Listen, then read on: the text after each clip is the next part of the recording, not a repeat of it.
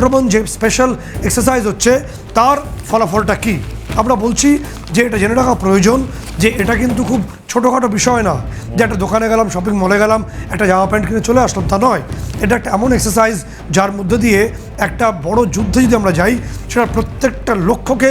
নিপুণভাবে target করতে হবে আমরা বলছি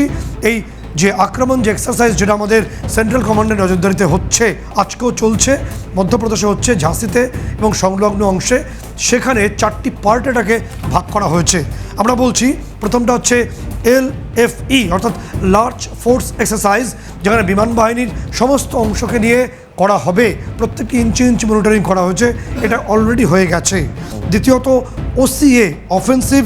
কাউন্টার এয়ার অর্থাৎ নির্দিষ্টভাবে শত্রুপক্ষের ওপর কীভাবে আমরা আঘাত আনবো তার জন্য এই অফেন্সিভ কাউন্টার এয়ার এটাকে বলা হয় OCA এই পার্টটা আমরা অলরেডি আমাদের পাইলটরা টপগান পাইলটরা ইতিমধ্যে সেটা সাকসেসফুলি করেছেন অর্থাৎ যে কোনো বড় পরীক্ষায় বসার আগে যেভাবে একটা রিহার্স করা হয় একটা ঝালিয়ে নেওয়া হয় সেই প্রক্রিয়াটাই চলছে এই ট্রেনটা দেখে মনে করা হয় যে বড় কিছু ঘটতে চলেছে এবং সিডও আমরা করেছি সাপ্রেশন অফ এনিমিজ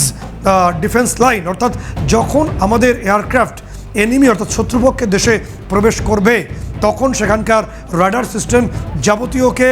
ধ্বংস করে দেওয়া হবে বোকা বানিয়ে দেওয়া হবে সেটাও সাকসেসফুলি আমরা করতে পেরেছি এর থেকে বেশি টেকনিক্যালি আমরা বলবো না কারণ শত্রুপক্ষ সজাগ রয়েছে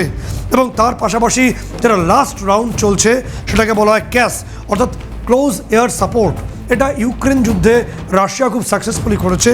সেই ছবি আমরা দেখাবো অর্থাৎ কিভাবে করেছে এই ক্লোজ এয়ার সাপোর্ট মানে কি যখন কোনো আমাদের রাফায়েল বা আমাদের কোনো সুখোই শত্রুপক্ষের দেশে প্রবেশ করবে তাকে সাপোর্ট করার জন্য আর একটা ফাইটার জেট তার সঙ্গে সঙ্গে থাকে যেমনভাবে যখন প্লেন ল্যান্ডে যুদ্ধ হয় তখন ফায়ার কভারিং করা হয় ঠিক সেইভাবেই এবং তার সঙ্গে থাকবে ইলেকট্রনিক ওয়ারফেয়ারের পুরো সাপোর্টটা এই সেগমেন্টটা হয়ে গেলেই আমাদের আক্রমণের যে 4টে সেগমেন্ট কমপ্লিট হবে এবং সেনারা বায়ুসেনারা তাদের টপগান পাইলটরা নিজেদেরকে একবার নতুন করে এক্সামিন করবেন ঠিক করে দেখে নিলেন এরপর হচ্ছে প্রশ্ন যে ঠিক কখন কিভাবে এই HVT অর্থাৎ হাই ভ্যালু টার্গেটে হামলা হবে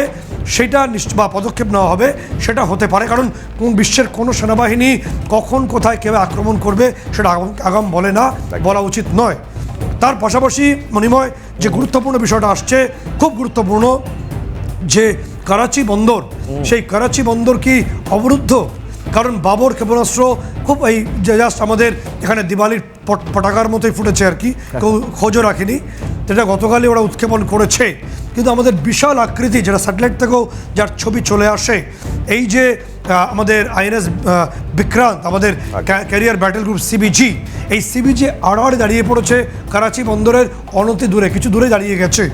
তার পরিপ্রেক্ষিতে করাচি বন্দরে বহির্দেশের অর্থাৎ বিদেশের কোনো জাহাজ প্রবেশ করতে পারছে না বা করাচি থেকেও বেরোতে পারছে না যেটা আগেই বলেছিলাম কার্যত গাদার করাচি এই পাকিস্তানের বন্দরগুলো অবরুদ্ধ হয়ে পড়েছে কি আরব সাগরে আমরা আমাদের INS বিক্রান্ত আমাদের সঙ্গে যে ডেস্ট্রয়ার ফ্রিগেটগুলো আছে তা সেখানে মহড়া শুরু হচ্ছে এবং খুব বিপদ বুঝে পাকিস্তান কিছু আগে ওই অংশে তারা ফায়ারিং রেঞ্জের জন্য একটা ঘোষণা করেছে আবার একটা নোটাম জারি করেছে অর্থাৎ পাকিস্তান আশঙ্কা করছে যে কোনো মুহূর্তে এই করাচি বন্দরের একদম অবরুদ্ধ পরিবেশ হবে তাদের জল তো গেছেই তাদের সমস্ত কিছু যাবে সেই আশঙ্কিত পাকিস্তান এই মুহূর্তে